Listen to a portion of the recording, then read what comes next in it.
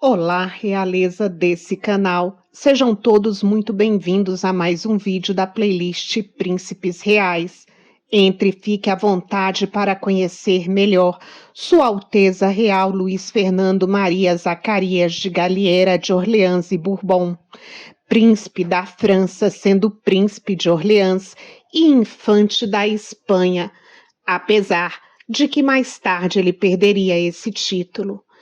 Membro da família real francesa e da família real espanhola. Um royal muito diferente, que desafiou as convenções e viveu de acordo com suas próprias regras. Não se esqueça que eu preciso do seu apoio e incentivo para continuar por aqui, sempre te contando uma história de vida real e realeza. Então, por favor, deixe sua colaboração. E agora venha comigo para a biografia do príncipe, que teve vários apelidos ao longo da vida, dentre eles o Infante Terrível. Luís Fernando nasceu em Madrid, em 5 de novembro de 1888. Ele era o filho mais novo do infante Antônio de Orleans e Bourbon, duque de Galliera, e de sua esposa, a infanta Eulália da Espanha. Um de seus nomes próprios, Zacarias, foi dado em honra a São Zacarias, pois ele nasceu no dia da festa do santo.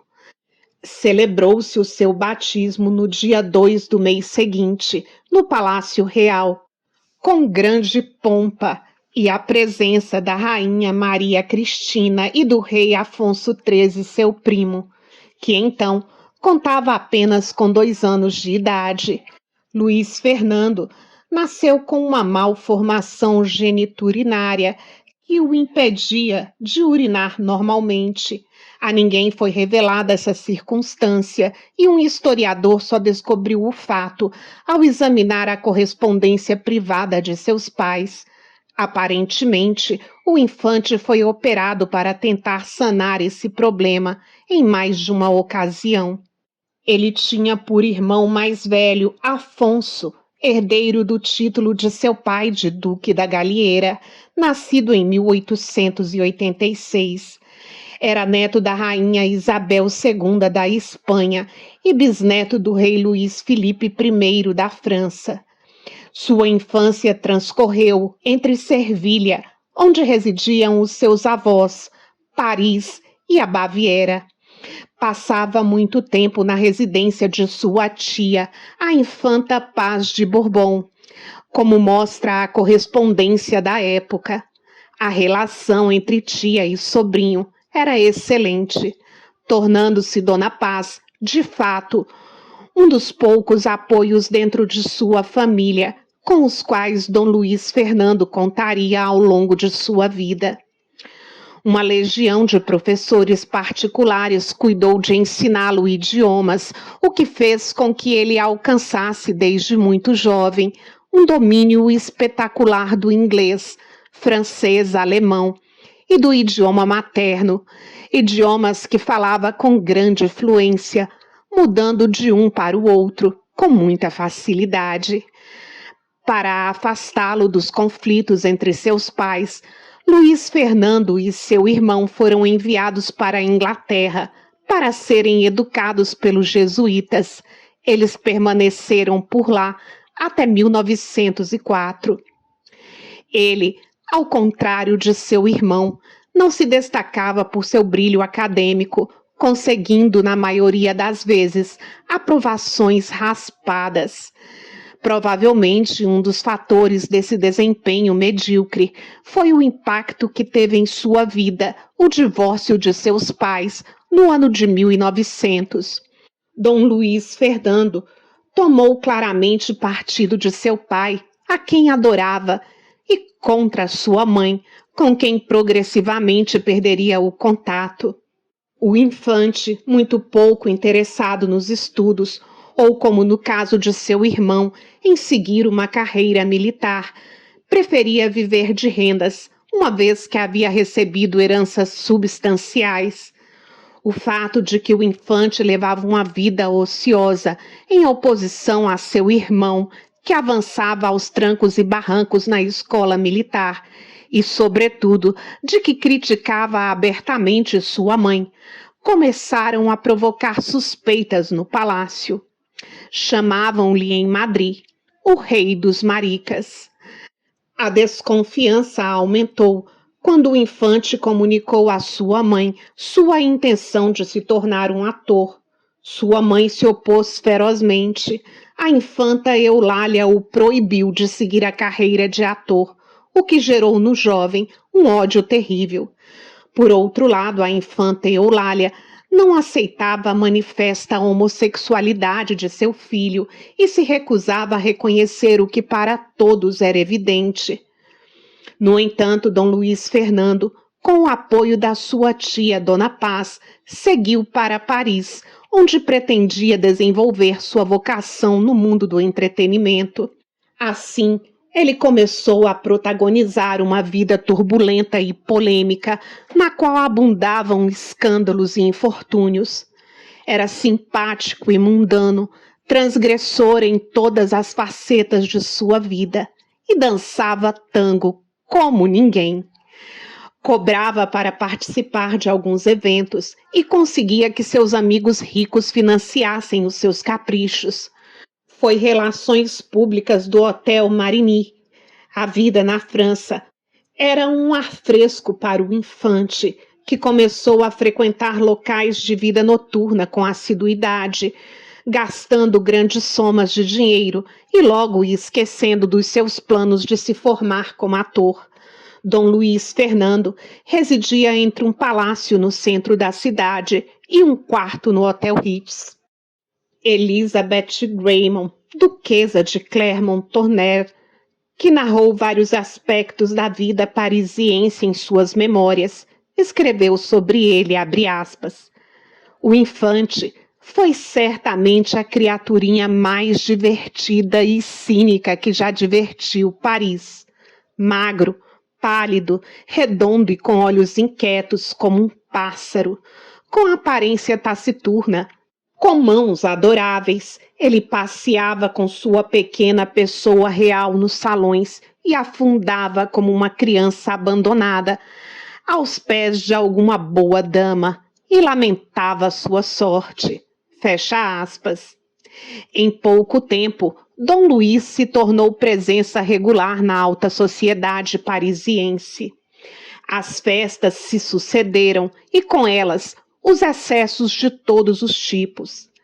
As crônicas descrevem, por exemplo, um gigantesco banquete oferecido por Dom Luís Fernando, ao qual compareceram mais de 1000 convidados, entre os quais a mais alta cúpula da sociedade francesa e internacional. Por outro lado, em Paris, o infante mantinha durante esses anos pelo menos 2 relações respectivamente, com um cavalheiro português e com um argentino. Em 17 de julho de 1914, o New York Times relatou o casamento de Luís Fernando com Beatrice Harrington. O jornal, no entanto, estava enganado. O noivo era, na verdade, Dom Luís de Bourbon, Duque de Ansola. Uma vez que a fortuna da família estava sendo gasta em um ritmo preocupante, Dom Luís Fernando não hesitou em iniciar negócios ilegais. Apesar de ser conhecido, o infante viveu em total impunidade, uma vez que era um dos personagens mais populares da noite parisiense. Os anfitriões das festas, de fato, lhe ofereciam dinheiro para ir a elas e, assim, dar brilho aos eventos. Ele manteve contatos úteis com as altas esferas da política francesa. Ele era convidado de todas as festas que competiam para ser as mais ostensivas e extravagantes. Em uma delas, apareceu com o torso nu, totalmente pintado de azul, montado em um elefante e com um turbante adornado com brilhantes, semelhante a um marajá indiano. Melchor de Almagro São Martim testemunhou o ocorrido. Abre aspas. no baile da Condessa de Chamberlain. Luís se apresentou tingido de ingrão da cabeça aos pés para representar um deus azul, seguido por um deslumbrante cortejo de sacerdotisas e hieroferantes, como se retirados de um friso antigo. O infante cavalgava sobre um elefante, amarrado com atalajes de ouro e strass.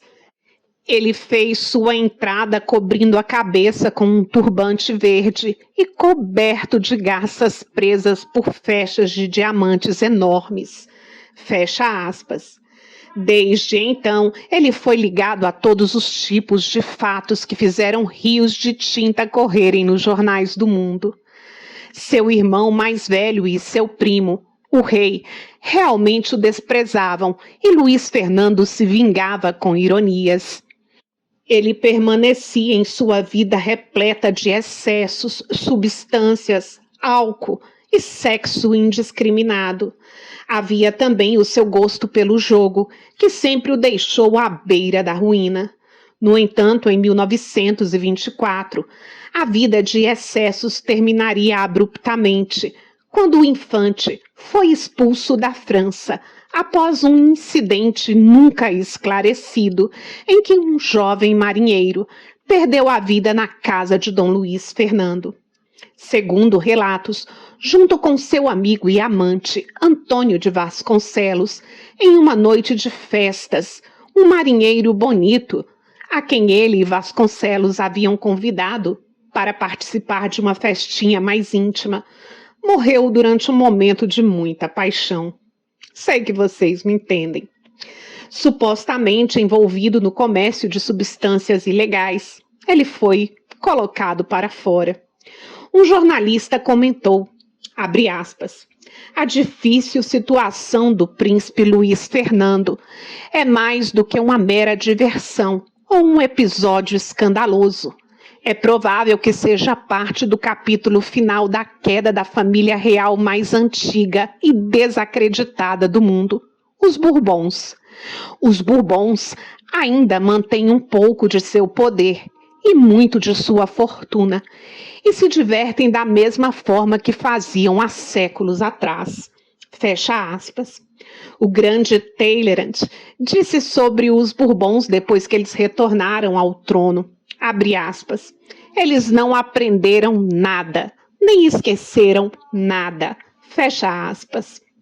Em resposta, o rei Afonso XIII da Espanha o privou de seus privilégios como infante da Espanha, abre aspas.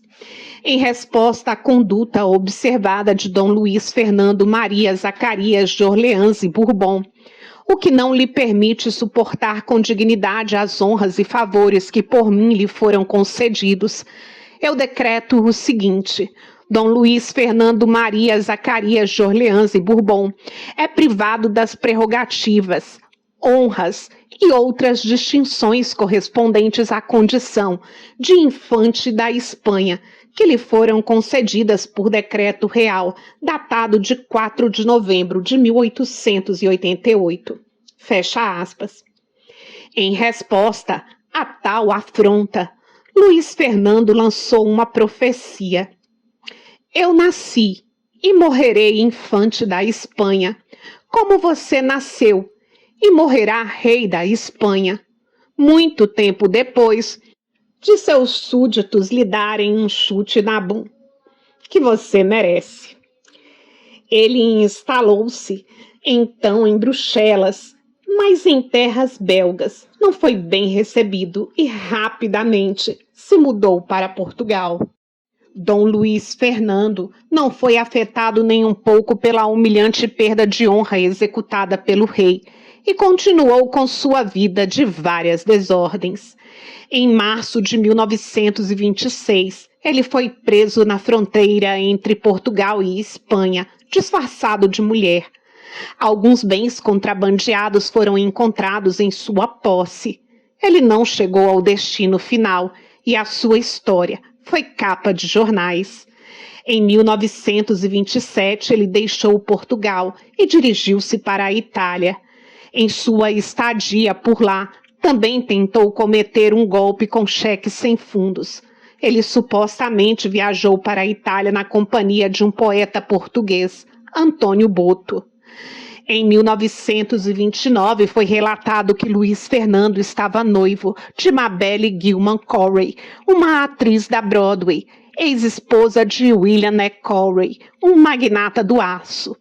Portanto, uma mulher muito rica.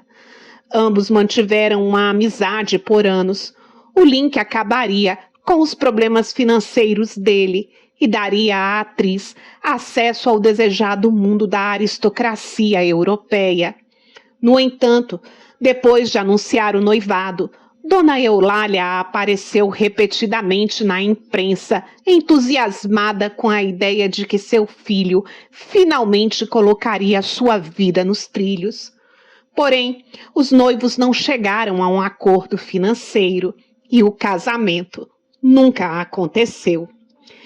Aparentemente, Dom Luiz Fernando pediu uma soma astronômica de dinheiro à sua futura esposa.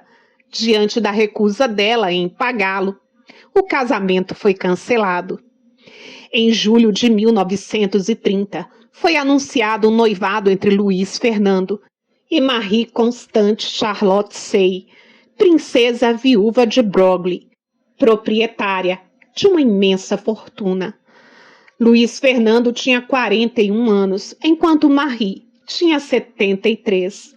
Ela era mãe de 4 filhos e uma presença regular nas festas da alta sociedade parisiense. Durante décadas, a milionária foi anfitriã de dezenas de festas, dos tipos que o príncipe adorava. Não estão claras as razões pelas quais chegou a ser convencida a se casar com ele. O sobrinho de Marie, François Cosset, 11º Duque de Brissac, entrou com uma ação judicial em nome de sua família para tentar impedir o casamento. Ele alegou que sua tia era mentalmente incompetente.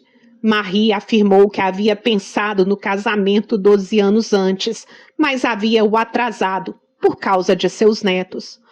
O tribunal determinou que um sobrinho não tinha o direito legal de se opor ao casamento de uma tia. Em 19 de setembro de 1930, Luiz Fernando e Marie se casaram em uma cerimônia civil em um escritório de registros em Londres. Em 4 de outubro de 1930, eles se casaram em uma cerimônia religiosa na Catedral de São Ciro, em San Remo, na Riviera Italiana. Depois do casamento, Luiz Fernando e Marie viveram em San Remo por um tempo. O casamento fez retornar para a França. Dom Luiz Fernando, novamente com a carteira cheia e de volta à sua amada Paris, retomou seu ritmo de vida frenético. O príncipe perdulário esbanjou o patrimônio da esposa. O castelo de Chaumont teve de ser vendido. E o pior de tudo, logo que a fortuna acabou, ele abandonou a mulher e foi viver sozinho em Paris. Ele tentou obter o divórcio de Marie para se casar novamente com outra rica herdeira, Thelma Atterbury, mas a família dela conseguiu frear o antigo infante, pagando a ele uma boa soma em dinheiro para que ele se afastasse da moça. Mas o dinheiro não duraria muito. Ele retornou à Itália sem sua esposa e sem dinheiro. Durante o conflito civil espanhol, ele tentou retornar à sua terra natal, mas as autoridades o impediram. Diz uma das fontes que herdou o ar boêmio e rebelde de sua mãe e as paixões desenfreadas de seu pai. Um jornal nos anos 30 o descreveu categoricamente, abre aspas, Luiz Fernando é famoso internacionalmente por ser um aproveitador e um personagem de reputação duvidosa. Ele foi preso pelo menos 2 vezes, expulso de 2 países e se tornou desprezível ao se casar com uma velha boba, 32 anos mais velha que ele, contra os protestos de sua família. Muitas pessoas acreditam que o príncipe Luiz Fernando é capaz de cometer qualquer ato vergonhoso, fecha aspas. Em outra crônica, ele foi apelidado de o Príncipe Calças de Ferro, porque ele foi expulso de tantos países e hotéis sem demonstrar nenhuma dor, que parecia estar blindado. Voltou à França mais uma vez e, durante a ocupação, dedicou-se a causas mais louváveis. Salvou muitos membros da resistência com a ajuda de sua tia, a Infanta Paz, que lhe fornecia informações privilegiadas. Em fevereiro de 1935, Luiz Fernando foi novamente expulso da França. Ele chegou a ser preso e depois liberado. Chegou a passear em plena luz do dia por Berlim, exibindo a estrela amarela costurada em suas roupas, como os judeus eram obrigados a fazer, a título de protesto. Dom Luiz Fernando mostrou o seu bom coração quando bravamente salvou a vida de dezenas de homossexuais que, de outra forma, teriam acabado em campos de concentração. Sua saúde começou a se deteriorar, fruto de uma vida de muitos excessos. A esposa de Luiz Fernando, Marie, morreu em 1943. Viúvo, Luiz Fernando passou os últimos anos de sua vida na companhia de uma bailarina que cuidou dele durante a sua longa doença. Ele passou os 2 anos seguintes em uma casa de repouso em Paris. Em 1945, ele foi diagnosticado com um tumor testicular e teve que se submeter a uma ablação. As despesas médicas foram pagas por sua amiga, mas tudo seria inútil. Finalmente, sua vida acabou em 22 de junho do mesmo ano, quando ele tinha 57 anos. Avisada da morte de seu filho, Dona Eulália só disse com a maior frieza que, no fundo, essa era a melhor coisa que poderia ter acontecido com ele. O cônsul da Espanha colocou uma fita com as cores da bandeira espanhola em seu caixão. Nenhum membro de sua família compareceu ao enterro, nem mesmo a sua mãe. Seus restos mortais repousam na cripta da Igreja do Imaculado Coração de Maria de Paris. 2 livros sobre Luiz Fernando foram publicados, El Infante Maldito e El Rei de las Maricas. Ambos foram escritos por José Carlos Garcia Rodrigues. Outro livro relacionado, Os Fantasmas de Eulália, de José Infante, analisa os sentimentos de sua mãe em relação à sexualidade de seu filho mais novo. Ele escreve que, apesar das visões liberais de Eulália, especialmente no que diz respeito à independência feminina, ela o tratou com desprezo e indiferença. Alguns autores apontam que Luiz Fernando de Orleans serviu de inspiração a Marcel Proust para o personagem de Charles na obra Em Busca do Tempo Perdido. Ele traficou, perdeu todos os títulos da realeza, foi expulso de 2 países e acusado de contrabando. Nasceu com todas as pompas de um príncipe, mas partiu dessa vida como um plebeu. Por tudo isso, os Bourbons tentam esquecer da sua história, mas eu estou aqui para contá-la. E espero agora saber de você quais são as conclusões desse vídeo. Agradeço muitíssimo a honra da sua companhia e te aguardo nos comentários. Até já!